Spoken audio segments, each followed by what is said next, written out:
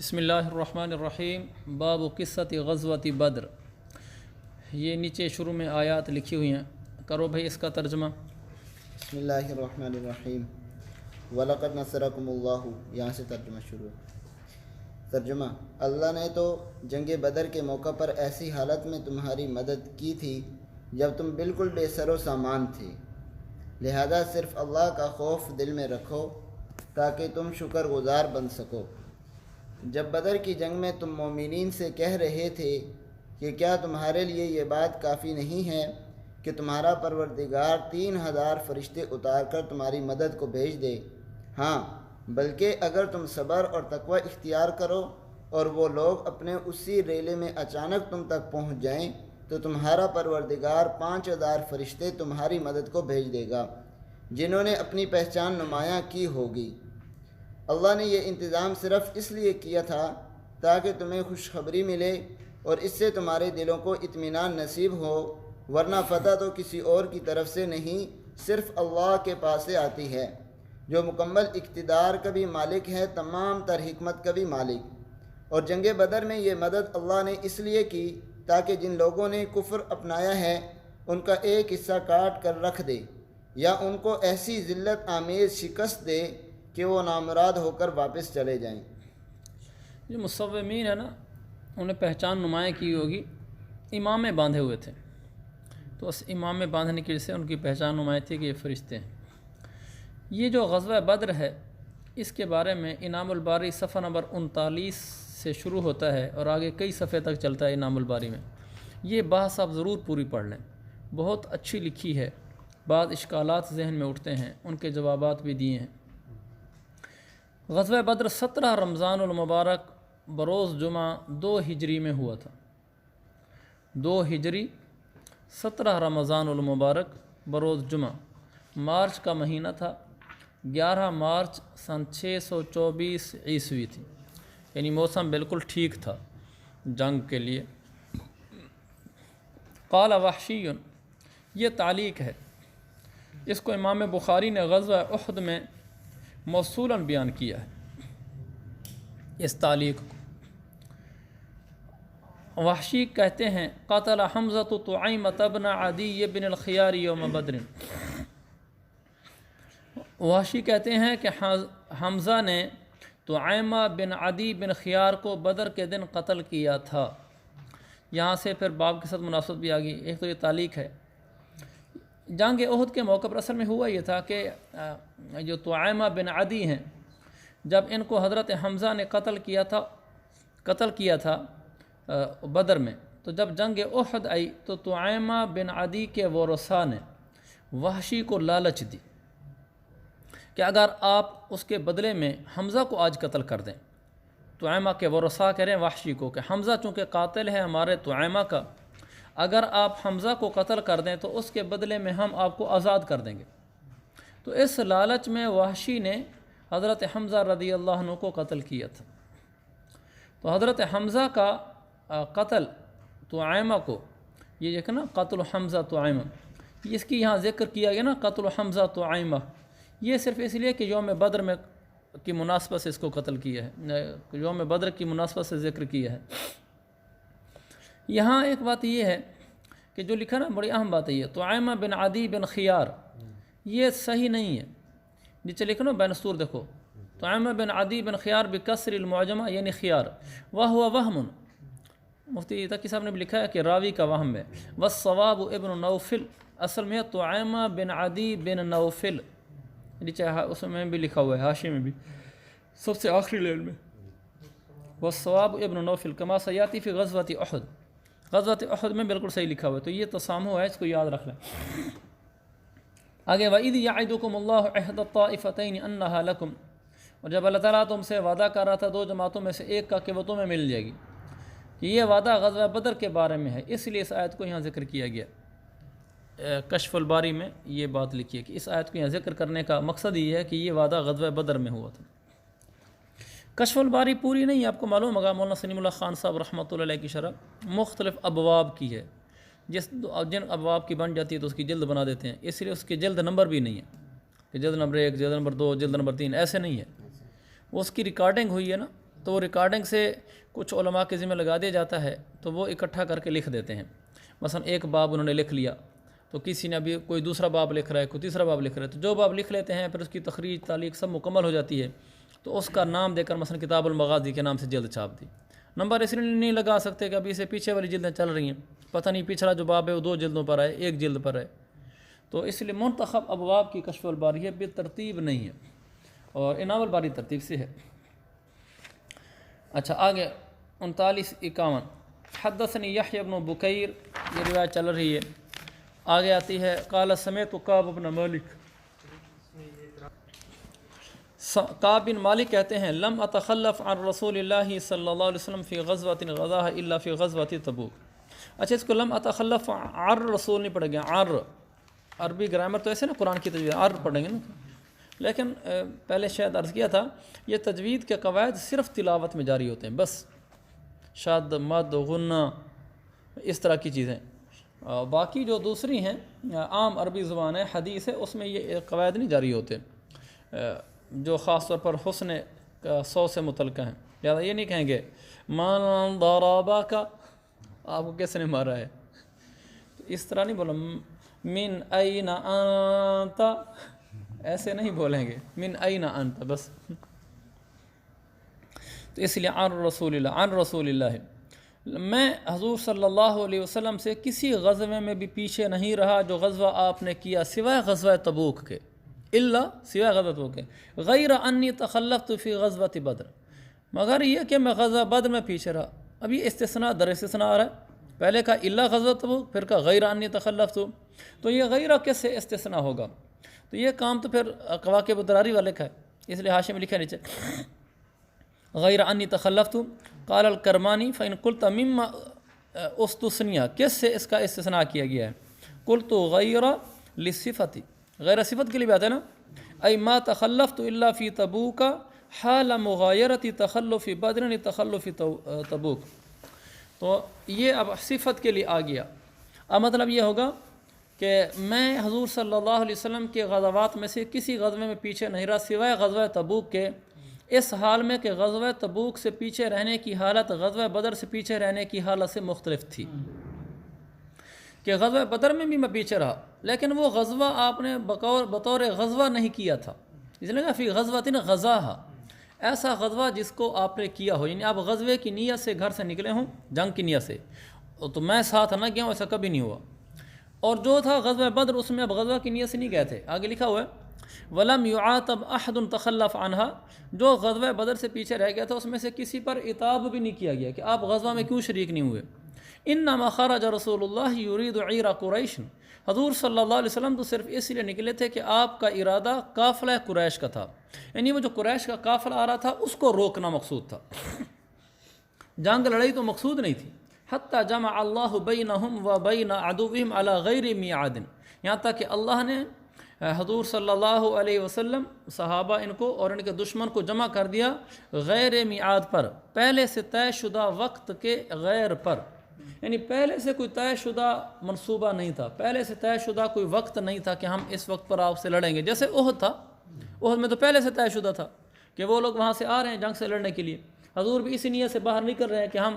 جا کے لڑیں گے، جبکہ بدر میں ایسا نہیں تھا، وہ گئے تھے قافلہ روکنے کے لیے، آگے نوبت ایسے آ گئی کہ وہ قافلہ بچا کر لے گئے، اور اس نے جا کر وہاں ایک فوراً منادی بھیج دیا ابو سفیان نے مکہ مکرمہ میں کہ آگے آ بھی رہا ہے ادرکوا عیرکم ادرکوا عیر، بلکہ پیچھے گزرا ہے ادرکوا عیرکم، کل پڑھا تھا نا ادرکوا عیرکم، اپنے لشکر اپنے قافلے کو سنبھالو اس کو۔ تو پھر ابو جہل خوش ہو گیا تھا، اس نے کہا اچھا یہ مسلمان ہو کہ ہمیں روکنے لگے ہیں، اس کا مطلب لڑنا چاہتے ہیں، تو پھر لڑائی کے اعلان تو سر انہوں نے پہلے ہی کیے ہوتے، پہلے کون سی کسر چھوڑی ہوئی تھی، تو اس نے کہا کہ اب ذرا جنگ کر لیتے ہیں، راستے میں اس کو کہا بھی گیا کہ اب واپس چلتے ہیں چونکہ قافلہ بچ کر آ گیا، ان کو پھر اطلاع مل گئی تھی کہ قافلہ بچ کر آ گیا، مسلمان اس کو نہیں روک سکے کیونکہ اس نے سہل سمندر کے راستے پہ ابو سفیان نے قافلہ ڈال دیا تھا، لہذا واپس چلتے ہیں۔ تو ابو جہل نے اس موقع پر کہا تھا نہیں یہی تو موقع ہے آج لڑنے کا، ہم باندیاں ساتھ لے کر جائیں گے، وہاں گانے گائیں گی، وہاں دیگیں پکائیں گے، شکست دیں گے، کئی دن وہاں پڑاؤ ڈالیں گے، یعنی رنگ رلیاں ہوں گی، پتہ چل جائے گا ایک دفعہ ان کو مسلمانوں کو، اس لیے کہ ان کو بھی پتہ تھا یہ بالکل کمزور ہیں، تھوڑی سی تو ان بیچاروں کی تعداد ہے مسلمانوں کی، 313 ہی تھے، تھوڑی سی دن کی تعداد ہے، اور ابھی تک پورے جسے کہتے ہیں نا مستحکم بھی نہیں ہوئے، اور ہمارے پاس تو اسلحہ بھی ہے، نوجوان بھی ہیں، پیسہ بھی ہے، بہادر بھی ہیں، تو آج ان کو بالکل ہی ختم کر دیتے ہیں۔ تو اللہ نے بھی کہا آ جائے ادھر ہی نا، تو اللہ نے مقرر کیا ہوا تھا، تو پھر اللہ نے جمع کر دیا، جمع اللہ بینہم۔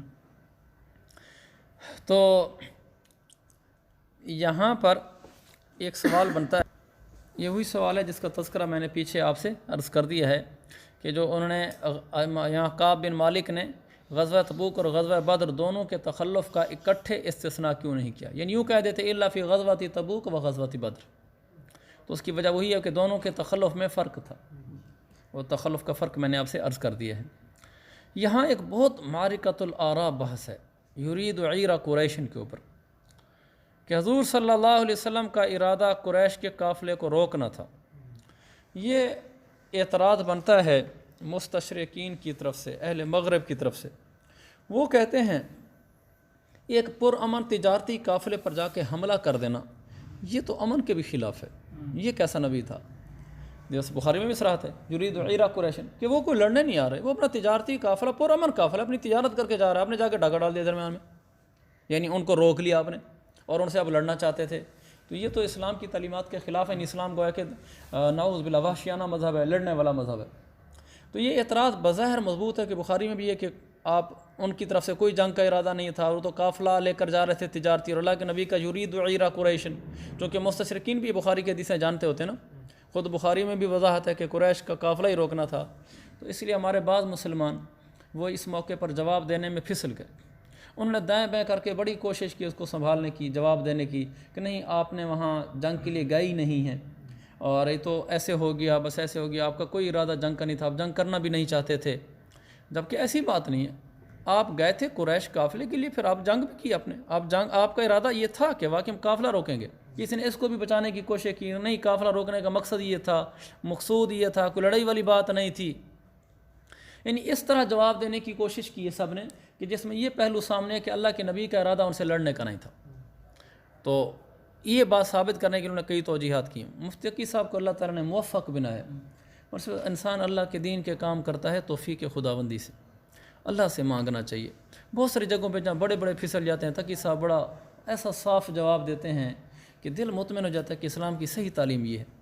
مفتی تقی صاحب نے کہا کہ یہاں بڑا صاف لفظوں میں ہے کہ آپ قریش کا قافلہ روکنے گئے تھے، تو یہ لڑائی ہی تو ہے اور کیا ہے، تو اور ہم یہی کہتے ہیں کہ آپ لڑنے ہی گئے تھے، یعنی کہ جب قافلہ روکیں گے لڑائی بھی ہوگی۔ ہاں گو یہ نہیں تھا شروع میں جیسے صحابہ کو جمع کیا جاتا ہے او جہاد کے لیے چلتے ہیں، باقاعدہ پہلے سے طے شدہ پروگرام ہے، ارادہ یہ تھا کہ جتنے مسلمان ساتھ ہیں ان کو ساتھ لے کر چلتے ہیں، اس قدر جنگ کا امکان نہیں تھا کہ مکہ والے بھی آ جائیں گے، باقاعدہ میدان سج جائے گا، اس طرح کا کوئی ارادہ بھی نہیں تھا۔ ارادہ اس لیے بھی نہیں تھا کہ توقع بھی نہیں تھی اس کی، تو قافلے کو روکنے کے لیے جتنے افراد چاہیے تھے اتنے ساتھ لے کر آپ چل پڑے۔ آگے جا کر وہ منظر بدل گیا کہ باقاعدہ میدان سج گیا، مشرکین مکہ پہنچ گئے، تو بلا شبہ اللہ کے نبی قافلہ روکنے گئے تھے۔ ہم یہ نہیں کہتے کہ آپ قافلے پر ہاتھ ڈالنے نہیں گئے تھے، آپ قافلے پر ہاتھ ڈالنے گئے تھے، لیکن پھر اعتراض ہوتا ہے، اس کا اعتراض یہ بنتا ہے کہ پرامن قافلہ تھا، مشرکین مکہ نے آپ کو کچھ کہا تھوڑی تھا، اپنا تجارتی قافلہ لے کر جا رہے تھے، تو آپ نے کیوں اس پر ہاتھ اٹھایا ہے؟ تو اس پر مفتی تقی صاحب نے فرمایا نہیں، یہ اعتراض اس دور کے سیاسی، دفاعی اور معاشرتی احوال سے عدم واقفیت کی وجہ سے، آپ کے سامنے وہ احوال نہیں ہے اس زمانے کے، یہ ہے تقی صاحب کا علم بھی توفیق بھی۔ انہوں نے پھر وہ روایات جمع کی، ابو داؤد کی روایت لے کر آئے ہیں، دوسری بخاری کی روایت پیش کی ہے کہ آپ اس زمانے کے حالات دیکھیں، پھر آپ صلی اللہ علیہ وسلم کے قافلے پر حملہ کرنے کو دیکھیں، پھر آپ کو بالکل نظر آئے گا کوئی حرج کی بات نہیں، اس لیے کہ آپ یہ معترض یہ پیش کرنے کی کوشش کر رہا ہے کہ امن کا ماحول چل رہا تھا تو آپ نے جنگ کی ابتدا کیوں کی، آپ نے قافلے پر کیوں ہاتھ ڈالا ہے؟ مفتی تقی صاحب نے یہ ثابت کیا ہے کہ نہیں، امن کا ماحول تھا ہی نہیں، جنگ کا ماحول تھا، وہ ہم سے جنگ کر رہے تھے مسلمانوں سے، ہم نے ان سے جنگ کی،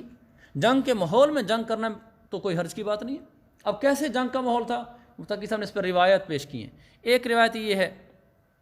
کہ ابو داؤد حدیث نمبر 3004 میں ہے، کفار مکہ نے یہود مدینہ کو خط لکھا کہ ہمارے دشمنوں یعنی مسلمانوں کو ہمارے پاس واپس بھیجو، تم نے پناہ دے دی ہے، ورنہ ہم تم پر بلکہ پورے مدینہ پر حملہ کر دیں گے،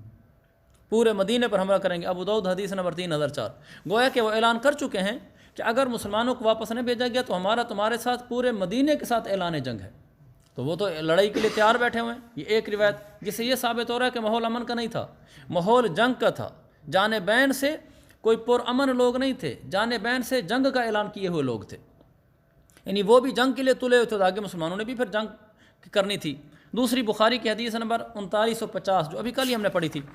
جس میں اساد گئے عمرہ کرنے کے لیے اور انہوں نے آگے سے کہا. آپ اس روایت کو دیکھیں، وہاں بھی کفار مکہ کا یہ لاوا ابھر رہا تھا کہ ہمیں موقع ملے تو ہم پورے مدینے والوں کو ختم کر دیں. حتیٰ کہ انہوں نے صاف لفظوں میں کہہ دیا تھا، حضرت سعد بن معاذ کو قتل کی دھمکی دے دی تھی کہ اگر یہ بات نہ ہوتی میں تجھے قتل کر دیتا. تو وہ تو قتل کرنے پر تلے ہوئے. تو حضرت معاذ سعد بن معاذ بھی کہہ کر آئے گئے تھے کہ اب تم بھی ذرا ہوش سے سوچ سمجھ کر وہاں سے قافلے گزارنا جب شام جانے لگو. انہوں نے کہہ دیا ہم تمہیں قتل کریں گے، ہم تمہیں قتل اس لیے نہیں کر رہے کہ تم امیہ کی پناہ میں ہو. گویا کہ جنگ کی بات کر دی. اور آگے حضرت سعد نے بھی بتا دیا، کوئی چوری چھپے کی بات نہیں. یہ تو نہیں کہہ کر نہیں ہمارا تو تمہارا امن کا معاملہ چل رہا ہے، کہہ کرے تم بھی اب ذرا سوچ کے قافلے بھیجنا. تو بتا تو آئے تھے، امن کیسے ہو گیا؟ وہ بھی کہہ چکے ہیں کہ اگر تم پناہ میں نہ ہو تو میں تمہیں قتل کرتا. یہ دوسری بات ہوگی کہ جانبین سے امن کی والی معاہدہ کوئی نہیں ہوا. تیسری بات، مشرکین مکہ نے، یہ واقعہ بھی پیش آیا تھا، مشرکین مکہ نے اپنے کچھ آدمی مدینہ کے آس پاس بھیجے، قافلے بھیجے جو مدینہ منورہ میں مسلمانوں کے جانور چر رہے تھے، ان کو لوٹ کر لے آئے. یعنی جھڑپیں جاری تھی، جس کا مطلب یہ کہ وہ اپنی طرح سے جھڑپ لگا آئے. تو یہ واقعات آپ دیکھیں تو امن کا ماحول کیسے بنتا ہے. پھر حضرت سعد ان کو کہہ کر بھی آئے کہ اب جب مکہ جانا، شام جانا ہو مدینے سے، تو اب ذرا سوچ سمجھ کے وہاں سے گزرنا. جب جانبین سے ایک متحارب قوتیں تھیں، دو مصالح قوتیں نہیں تھیں، اس ماحول کے اندر اگر ان کا قافلہ آ رہا ہے اور ادھر سے وہ کہہ چکے ہیں کہ ہم پورے مدینے پر حملہ کریں گے اگر مسلمانوں کو واپس نہ بھیجا، اور ادھر سے وہ ایک جھڑپ کر کے مسلمانوں کے جانور لوٹ چکے ہیں، اور ادھر سے وہ سعد بن معاذ کو قتل کی دھمکی دے چکے ہیں، اور ادھر سے وہ پھر اتنا مضبوط اپنے آپ کو سیاسی طور پر عسکری طور پر مستحکم کر رہے ہیں کہ جو ابھی قافلہ آ رہا تھا اس میں 50,000 دینار کا سامان تھا اور اس میں اسلحہ جات بھی تھے. تو جب اتنا بڑا قافلہ مکہ میں پہنچنا تھا تو ان کی فوجی طاقت میں تو مضبوطی آ جانی تھی. تو گویا کہ مسلمانوں کو چپ کر کے بیٹھے رہنے کا مطلب یہ تھا کہ ٹھیک ہے، آپ ہمارے اوپر حملے بھی کر لو، ہمیں مدینہ پر حملہ کرنے کی دھمکیاں بھی دے دو، ہمارے جانور بھی چھین کر لے جاؤ، اور ہمارے بندوں کو قتل کی دھمکی بھی دو، اور پھر اتنا زیادہ اسلحہ بھی جمع کر لو، اور پھر اس کے بعد ہم کہیں جی ہم تمہیں کچھ نہیں کہتے. یہ تو عقل کے بھی خلاف ہے. لہذا اس موقع پر اس قافلے کو روکنا ضروری تھا کہ اسی قافلے نے جا کر ان کی اس خواہش کو پورا کرنا تھا جس خواہش کو انہوں نے اظہار کیا تھا کہ مدینے پہ حملہ کریں گے. آج ان کے قافلے کو روک دو جس قافلے میں 50,000 دینار کا سامان ہے اور اسلحہ جات ہیں،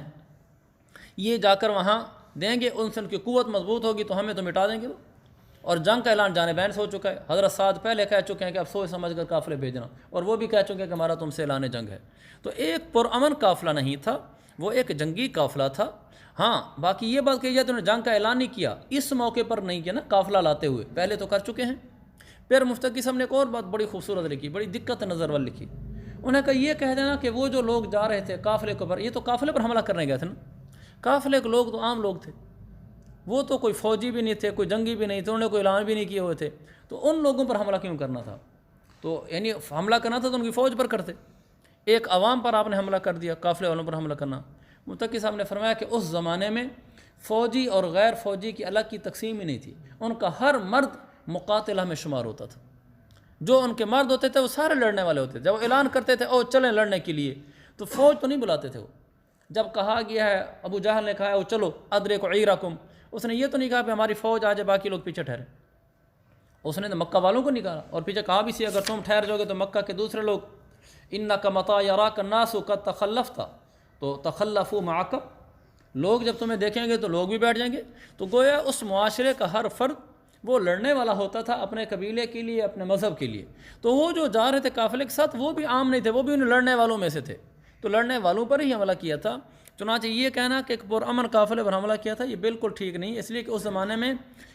عام شہری افراد اور فوجی افراد کی الگ الگ کوئی تقسیم نہیں ہوا کرتی تھی. تو چنانچہ اس زمانے کے حالات سے ناواقفیت کی بنیاد پر اعتراض کیا گیا کہ حضور کا ارادہ عیر قریش کا کیوں ہوا. یہ عبارت شروع میں یوں کہہ گیا یرید عیر قریش، آپ کا قریش کے قافلے کا ارادہ تھا، کوئی جنگ کا ارادہ نہیں تھا. نہیں، بلکہ اس بات کا مطلب یہ کہ آپ کا قریش کے قافلے سے جنگ کا ارادہ تھا. یہی وجہ اعتراض بنی کہ آپ نے قریش کے قافلے پر جنگ کا ارادہ کیوں کیا. اس لیے کہ ماحول اس وقت جنگ کا قائم ہو چکا تھا، تو اسی جنگی صورتحال کے پیش نظر آپ نے ان پر حملہ کیا ہے، اور ٹھیک کیا آپ نے، اور ان کو پتہ چل گیا ہے کیسے ہوتا ہے۔ ابو سفیان ادھر سے بھی پتہ چل رہا تھا کہ ابو سفیان بار بار ہر جی ہاں، یہ بات بھی تھی کہ ابو سفیان کو بھی اس کا اندازہ تھا کہ ہم عام قافلہ نہیں ہیں، یعنی ہم وہ لوگ ہیں جو ان سے جنگ چھیڑ چکے ہیں،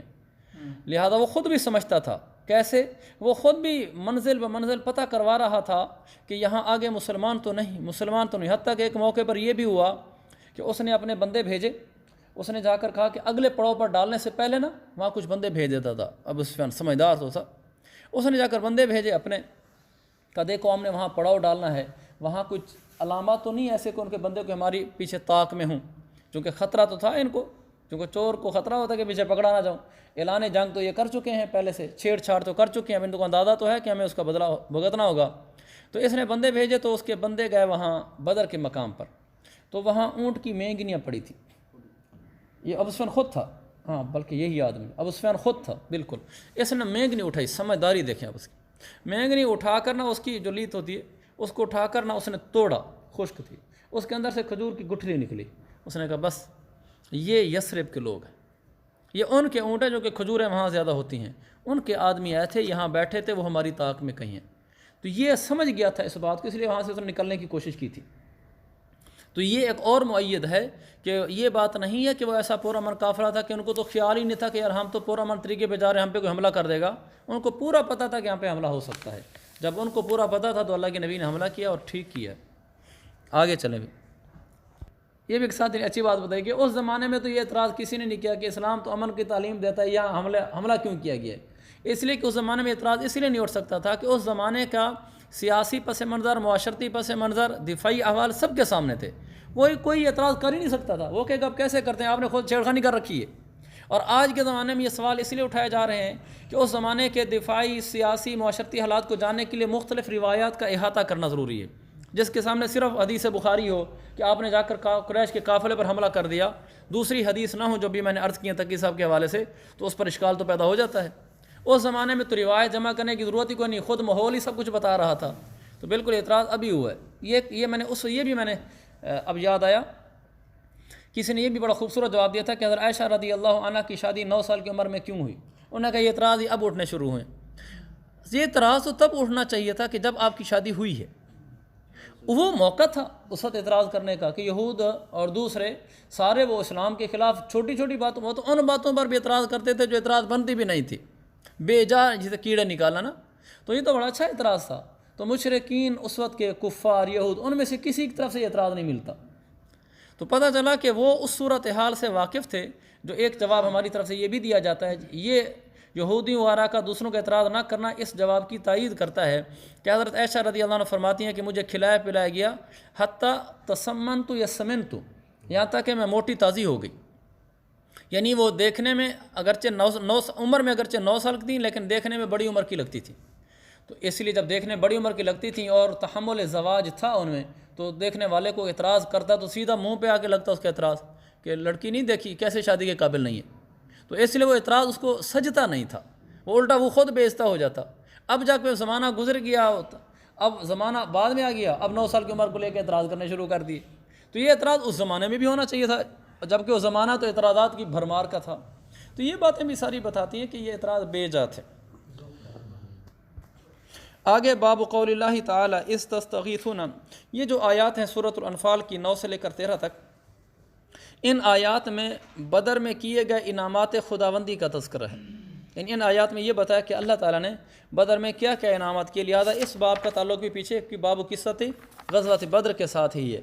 اور کتنے انعامات ہیں؟ یہ سارے انعامات اس جو پیراگراف میں جو آیات ہیں ان میں موجود ہیں، یہ ٹوٹل 7 ہیں۔ ان کے اوپر آپ نشان لگا لو کہاں کہاں ہیں۔ پہلا نشان لگاؤ ممدکم کے اوپر 1 لکھو، پہلی سطر میں نا، انی ممدکم، امداد، یہ پہلا انعام ہے۔ دوسرا انعام دوسری سطر کے آخر میں یغشاکم، اونگ اتارنا،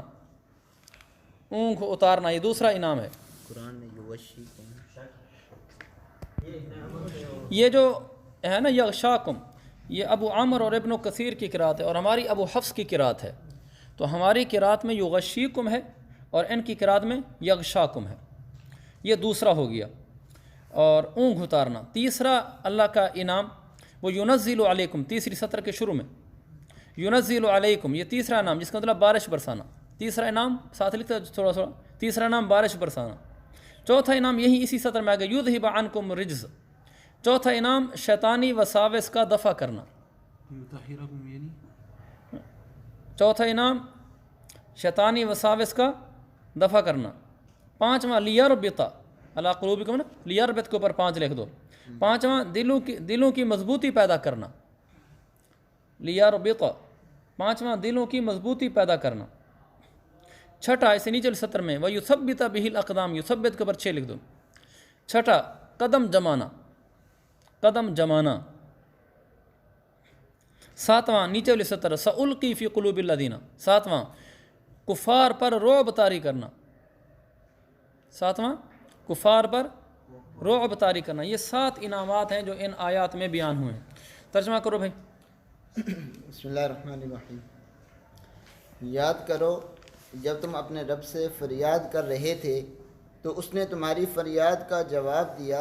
کہ میں تمہاری مدد کے لیے 1000 فرشتوں کی کمک بھیجنے والا ہوں۔ کمک کہتے ہیں مدد کو، چلے، جو لگاتار آئیں گے، اور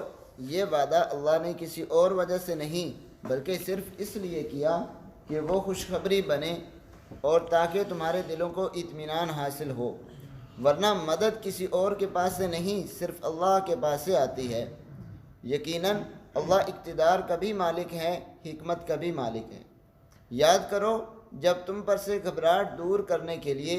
وہ اپنے حکم سے تم پر غنودگی طاری کر رہا تھا، غنودگی طاری کر رہا تھا یعنی اونگ اتار رہا تھا نا، اور تم پر آسمان سے پانی برسا رہا تھا تاکہ اس کے ذریعے تمہیں پاک کرے، تم سے شیطان کی گندگی دور کرے،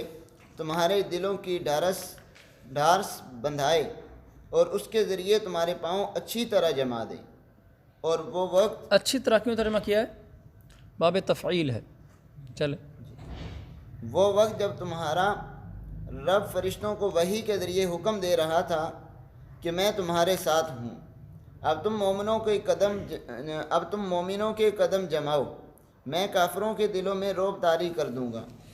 پھر تم گردنوں کے اوپر وار کرو اور ان کی انگلیوں کے ہر جوڑ پر ضرب لگاؤ، یہ اس لیے کہ انہوں نے اللہ اور اس کے رسول سے دشمنی مول لی ہے،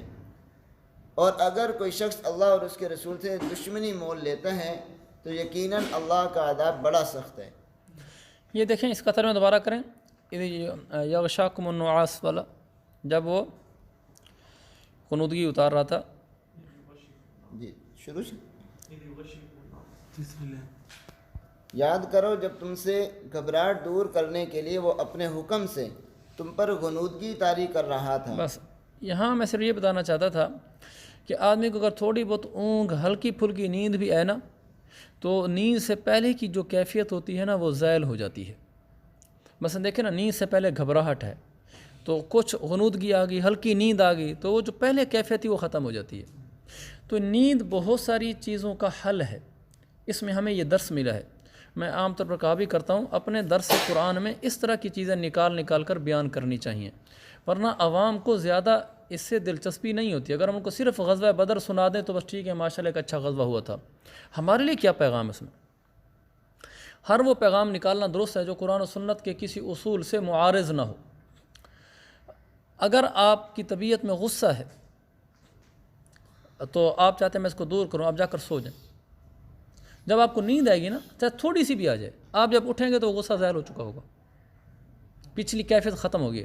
اگر آپ میں کوئی ٹینشن سوار ہوگی نا آپ کے اوپر، زیادہ بے چین ہو گئے ہیں، آپ جا کر سو جائیں، جب آپ اٹھیں گے تو آپ کی ٹینشن والی کیفیت ختم ہو گئی ہوگی۔ اور اسی طرح اگر آپ کو کوئی تھکاوٹ ہے کہ آپ کو بہت زیادہ نیند آ رہی ہے، تھکاوٹ ہو بیٹھی ہے، پڑھا نہیں جا رہا، جو ہمارے ساتھ پیش آمدہ مسئلہ چیزیں ہیں،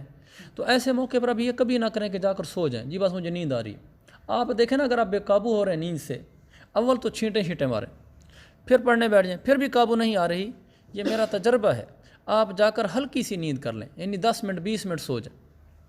20 منٹ میڈیکلی طور پر جو انسان 20 منٹ کے لیے سو جاتا ہے اس کی جسم کی ضروری ریپیئرنگ ہو چکی ہوتی ہے 20 منٹ کے اندر، یعنی ادنا درجے کی جو تھکاوٹ دور کرنے کا ٹائم ہے میڈیکلی وہ 20 منٹ ہے۔ اور اس کو میں نے بارہا زندگی میں آزمایا ہے، یعنی بلکہ میرے معمول میں داخل ہے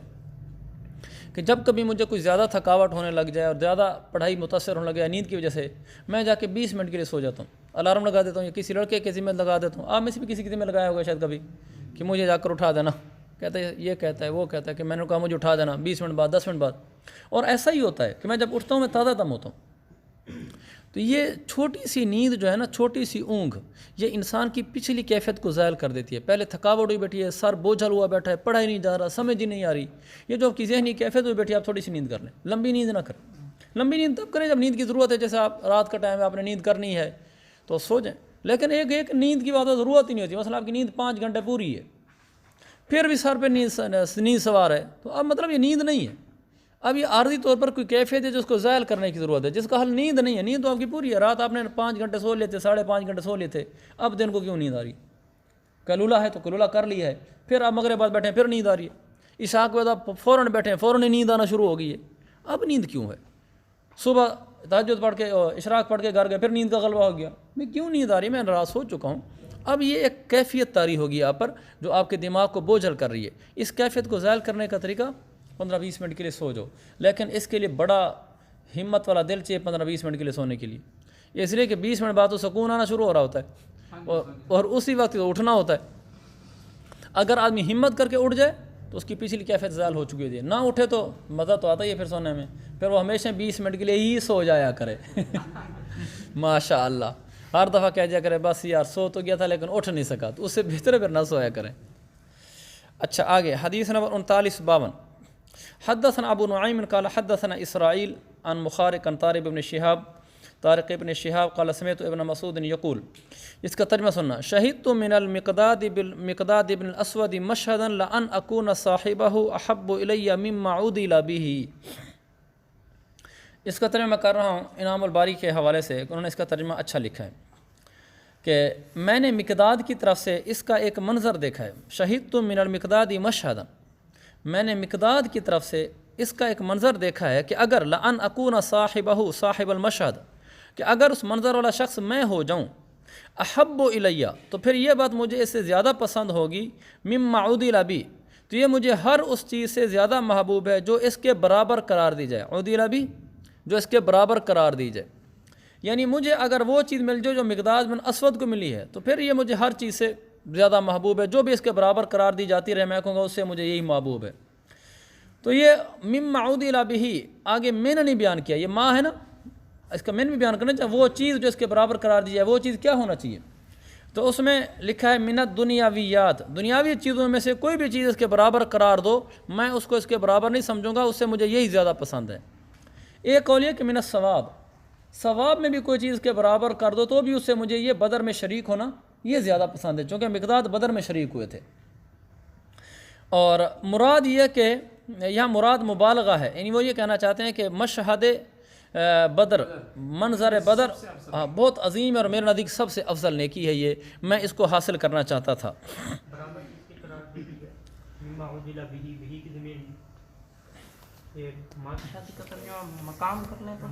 مشہد کا ترجمہ اصل تو ہے نظارہ کرنے کی جگہ،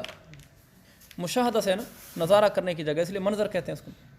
آگے عطا نبی صلی اللہ علیہ وسلم وهو يدعو علی المشرکین، حضور پاک صلی اللہ علیہ وسلم کہا تو آپ بد دعا کر رہے تھے، تو انہوں نے کیا کہا؟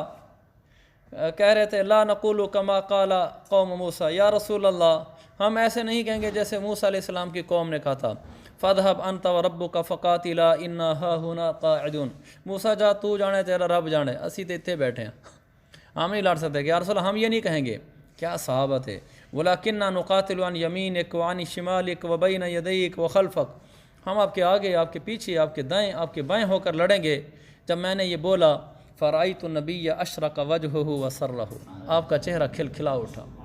لہٰذا یہ باتیں کوئی اخلاص کے خلاف نہیں ہیں کہ آپ کسی بڑے کی حوصلہ افزائی کریں،